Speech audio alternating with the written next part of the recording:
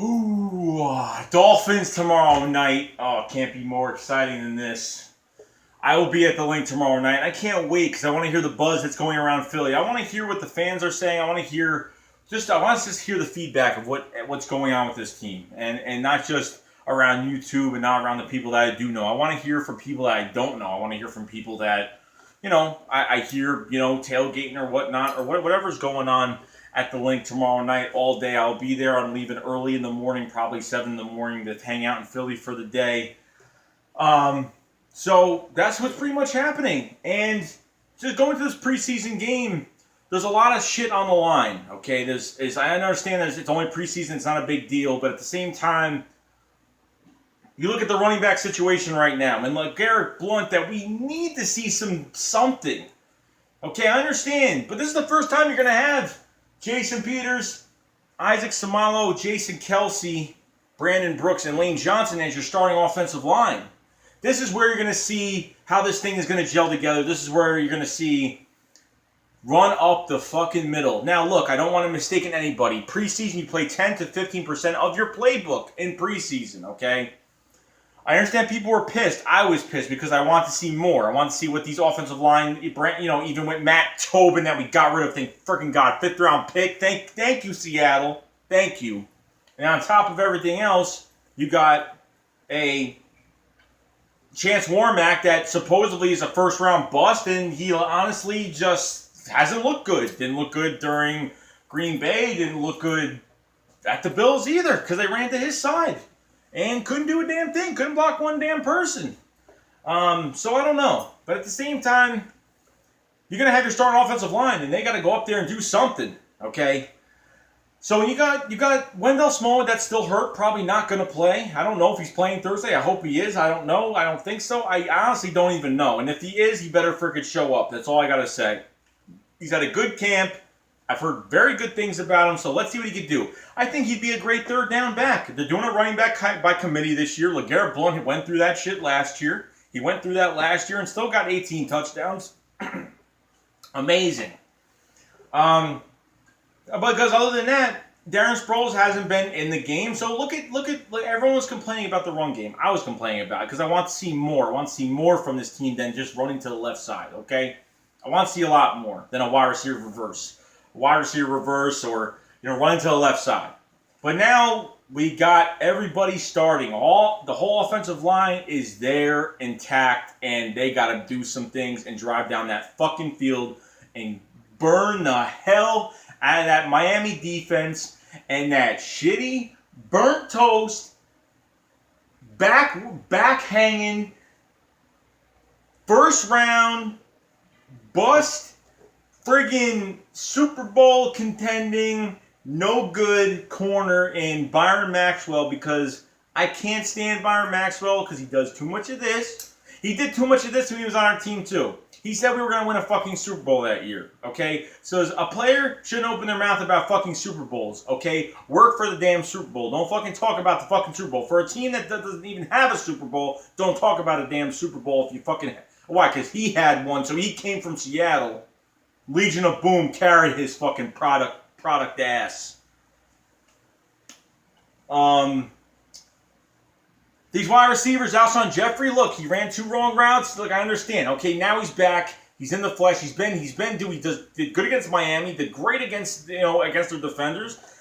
He couldn't get covered. I mean, that's just it. You give him a 50-50 ball, most likely he will go up and grab it. Okay, Torrey Smith, on top of that, he has to go get a deep ball this game. We need to see what this deep threat could do. I understand a deep threat necessarily doesn't have to get the ball. Like I said in my last video, a deep threat doesn't have to get six catches for 140 yards.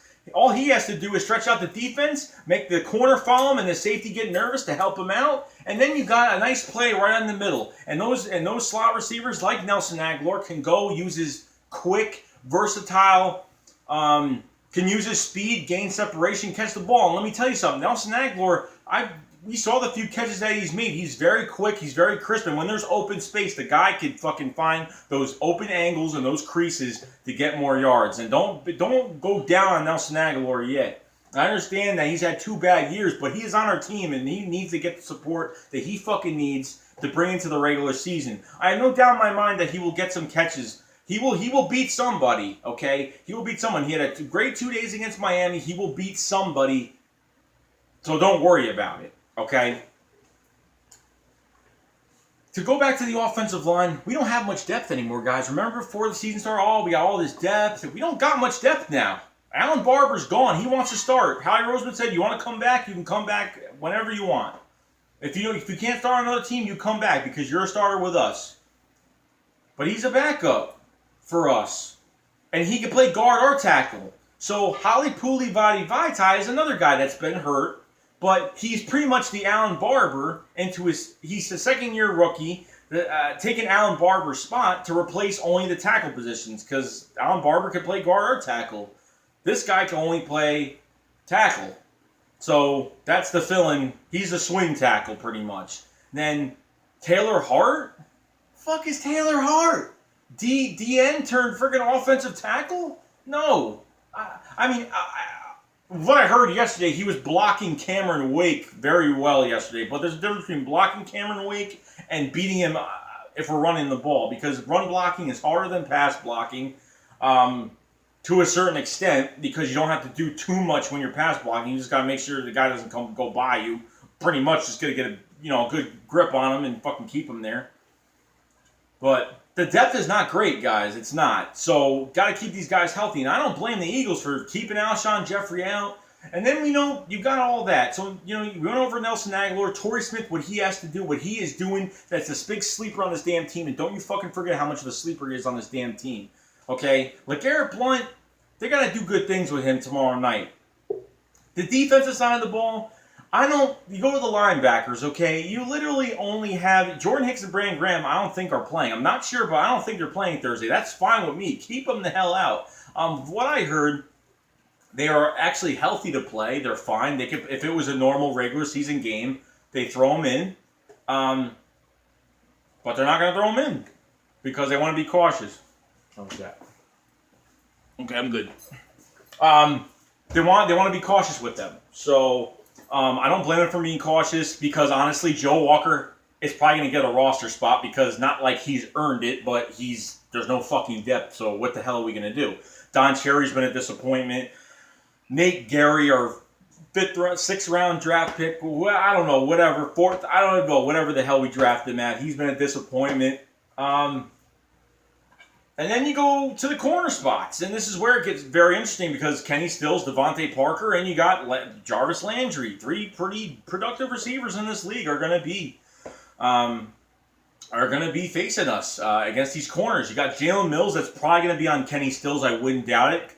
And I think Ronald Darby is going to be on Jarvis Landry the whole damn night. And and then between. I could let Darby do his job. It's another great test for him. I'm not saying that Anquan Bolden was hard, but he wasn't hard at all for a 38-year-old receiver, whatever the fuck. So now you got Jarvis Landry against Darby, and then you got Jalen Mills on Kenny Stills, and then we'll see what happens other than that. Because I know for the nickel spot is going to be Patrick Robinson and Ron Brooks are fighting for that spot. They are in battle for this spot, and this night could prove it. Ron Brooks has been hurt and tearing his ACL last year. Finally healthy. Now he's had hamstring issues. He's been pretty fucking injury prone. So Patrick Robinson, if he got to stick in here for a year and do what he's got to do, he's been fighting. As soon as Darby got on this team, he knew that he was on the way out. So he had to make sure that last third corner spot was going to be his. So he's got to show up. He's got to do what he's got to do, and he's got to maintain what he's been doing, and that's just stopping these receivers, making sure he's not going for deep balls. Thank God he's not on the outside. Thank God he's not starting on the outside because I would say if we didn't have Darby, we'd be in fucking trouble because how important Ronald Darby is to our fucking defense for the future is ridiculously important. And I cannot say that enough. Patrick Robinson, Ron Brooks are in our competition, are battling. So watch out for that tomorrow night. I'll try to see what I can by this game tomorrow night and see what's going on. Then you pretty much have, we're going to see what these other guys do. I know. The other corners, they'll be in later in the game, of course, after the half, whatever. So I'm just talking about typical starters right now and maybe a few backups. So let's just go through a few things. So just not to confuse you guys or anything like that. So we can keep going. You go to the defensive line, right? Let's just talk about who's starting, who's not. It does not matter in this wide 9 scheme. It does not matter in this 4-3. The defensive line is your bread and butter. The defensive line is where those pass rushes will make a difference in the game. And especially when you get a corner like Ronald Darby, it can be very easy to get a pick like he did in that Bills game. It went straight to him. And honestly, Darby didn't have to use his feet. Didn't have to use any physicality because Darby's the kind of guy that he doesn't need to be physical with the receiver. All he uses his speed, and he runs a 4-3, and he probably runs. I mean, he looks like he's really fast. I mean, when he caught that ball, started running back, I was like, damn, that guy gets a lot of ground in a matter of a few seconds, barely. DN spot, Derek Barnett. 3 sacks, 5-6 tackles already. The guy's been for a number 14 pick that the Eagles fans are very mixed about. This guy has brought a lot of physicality to this defensive end position. Let me tell you, he's looked better than Vinny Curry. I understand he hasn't been with the first team, but to get 3 sacks, 6 tackles, whatever the hell, 5-6 tackles, whatever it was, this guy has looked amazing.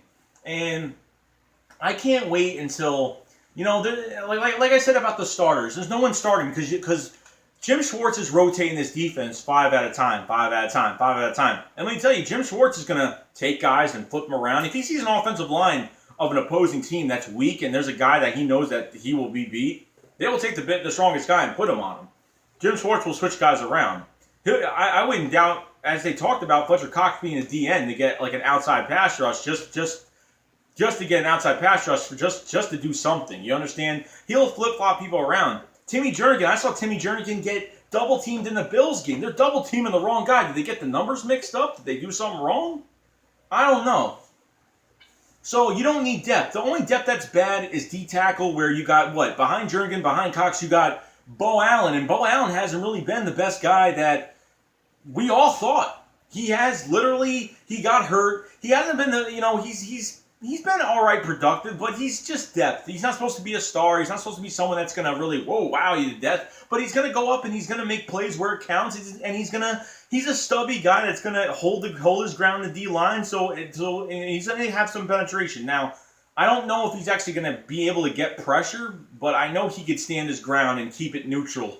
But I don't know. A big contract for him next year, highly doubtly never going to happen. So you got Elijah Quall, 6th-round pick from Washington. He's going to make the team because we got no depth. Okay, we got no depth at D-tackle. He's going to go in. And then, then you go to the DN spot. And look what you have there. You got Steven Means. Steven Means and Alex McAllister are fighting for a roster spot. Alex McAllister will definitely go back to the practice squad. I think Steven Means will make it. I think the outside bubble of that defensive end position is going to be Steven Means versus Alex McAllister. Steven Means has already had, a sack, 2 sacks. He's deflected a pass. His pressure is ridiculous. His spin move is great. And he's been productive the past 2 years. When he came in, he actually has done work. For a guy that's a backup, as a depth guy, has done good work. Every one of these guys that are in depth, all these guys that are in the starting lineup, not even the starting lineup, but the depth behind it, they all can get pressure. Every guy that I've seen has gotten pressure. This preseason has been defense. And I'm glad, okay? I can't be more happy about that, okay? Because Derek Barnett is going to push Vinny Curry out of his starting spot. He will start it with Fletcher Cox, Timmy Jernigan, and Brandon Graham. It will happen. Derek Barnett will eventually start. And it could happen first week. Who knows? Because Vinny Curry is going to move to depth, and then either at the end of the season, he's not living up to his money that he's making, so either he's going to take a major pay cut, or we're going to trade him for a pick. And a player or whatever. Whoever needs a DN in this league, Vinny Curry ain't the worst player in the world, but he sure as hell ain't helping us much. Didn't last year by hiding an MCL injury the whole damn season, which I don't know how much of that I can actually believe. But the DN position, Chris Long is getting pressure every time. Dude, all of them are. All of them are doing great, but Derek Barnett, man, he looks amazing. And it's just everything to be excited for. And no one could complain about it. He's the most productive first-round pick we've had in a while. that's actually done something in preseason and could bring it to the regular season. Breaking Reggie White's sack record, 33, 32 sacks, whatever it was, since he was 18 years old. Facing the best competition in the SEC, which I know has been compared to Myles Garrett, which Myles Garrett has not faced much SEC talent as much as Derek Barnett has, and he's beaten the best tackles in college football. And I swear to God, he will beat the best tackles in the NFL. He's practicing against Jason Pierce. He's practicing against Lane Johnson. He's beating the shit out of him. It's happened. It's been told. Lane Johnson has said to the media, he's beat me. It's happened. The guy has great technique. He's got good hands, and he bends around that corner. He's so big. He bends around that corner so nicely. It's amazing. So DM position's nice. It's going to be about this offense tomorrow night. It's going to be about this offense. Now, it's about everybody. But I want to see. It's a new receiver. They're facing new receivers on the defense. They're facing new receivers. These corners got new receivers they're facing. And then, on the defensive line, you got Cameron Wake. And then on top of that, you got Ndamukong Suh. And if you had Chance Warmack and Matt Tobin last week, do you honestly think we're going to be run up the middle against Ndamukong Suh and Cameron Wake? No. No. Definitely not. I don't trust Matt Tobin. I don't trust Chance Warmack. I definitely don't trust Taylor fucking Hart. Holly Pulivatai is probably the only guy I can really... that actually had one bad game and then stuck it out the rest of the year and actually did all right. He actually had very good... I mean, he's been working hard. Jason Kelce, too. A guy that's... He actually didn't have a bad game last game. He's the snaps. He was good with the snaps, good with the snap count. He wasn't a fucking... He wasn't deaf... He wasn't deaf the whole game. You can't... This shit has just got to stop. Okay? But I'm so excited to see what this offense is going to bring, because I think we're going to see something different. We're going to see something that's going to be like, holy shit, what the fuck is going on? Like, I didn't expect it to look like this. I'm not overhyping. I'm not over-exaggerating for this video. I'm being serious because, dude, our whole offense changed in one season. Our defense changed dramatically. Like, do you understand, guys, that our secondary can be the strongest point of our defense as well as our defensive line? Do you understand that our weakest point, like our secondary, can actually be one of the best in the NFL in at least a year or two? It could happen, okay? And they talked about it on 97.3 ESPN Philly Radio. It could be a strong point because we have a lot of young guys. Rasul Douglas ain't going anywhere because that guy is actually on the uprise. Almost had a pick six. Didn't play much the first game. Swatted the ball down. Had a pick six. I think he gave too much cushion on a receiver, on third down. He gave way too much cushion. He made a few mistakes. Whatever. I expected him to make a few mistakes. Whatever. Shit happens. It's going to happen. He ain't a first-round pick. Sidney Jones is going to be back in the mix this season, whether we like it or not. But damn, dude, I can't wait till this whole group is back together. I don't care if it's the end of the year. I don't care when it is. But we got to start playing now, and we have to really make a mark from this game. They cannot have a bad game this game. They had that offense. I have to be satisfied going into this first week against Washington that this offense is going to do work. Because guarantee you, after that game is over, at the link, after that game is over, all the stars are worrying about is division rival Washington. That is it. Fucking Washington fucking Redskins. The fucking Deadskins. That is week one. And that is what they're going to be. After they're done with their half, after they're done playing, that's it. They're not worried about the fourth preseason game. Well, the only people that are worrying about the fourth preseason game are the guys that are trying to make roster spots that are nobody's on the team or are probably not going to fucking make it. That are fighting that last game to get at least a practice squad spot. Other than that, that's pretty much it.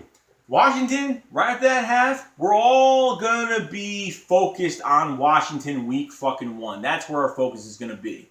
But this game is very highly important. Are these players going to leave a bad taste in our mouth? Not even just us, but in the front office and in themselves? They better not. Because they have so much damn talent. They got to use it the right way. Doug Pearson has to make the right fucking calls. At least do something. At least throw a deep pass to Torrey Smith. At least run up the middle a few times. Just play football. I understand you can't give away so much. It's like we have to look bad in preseason for the good things to happen to expand the playbook, and then we can bring everything to the table by the first game. But at least if it's fourth down, go for it. It's preseason. Who cares? I just want to see these guys fucking have some confidence, play, and let's go get a fucking touchdown. Let's keep scoring on Miami tomorrow night and see what this fucking place can do. Because I can't fucking wait. I can't wait until how this all comes together. And it's going to come together very soon. Okay? So I'll be at the link tomorrow night. I'll be uploading. So I'll see you guys. If you're going to be at the link, let me know. I'll meet up with you. We can hang out, whatever. I don't know who's going to be there. Let me know if you're going to be there. And if not, I'll see you during the regular season. But, man, let's all... so exciting, guys. This offense can really pick... We got everything we need. Let's go into this nicely. Let's let them go in there, play, and do what they got to do when they come out, and that's it. And then we focus on Washington week fucking 1, and that's it. And we could and they can literally treat the next week as a damn bye week. They can treat next week as a fucking bye week, and then it's Washington. Okay, so I'll see you guys later, and go fucking Birds.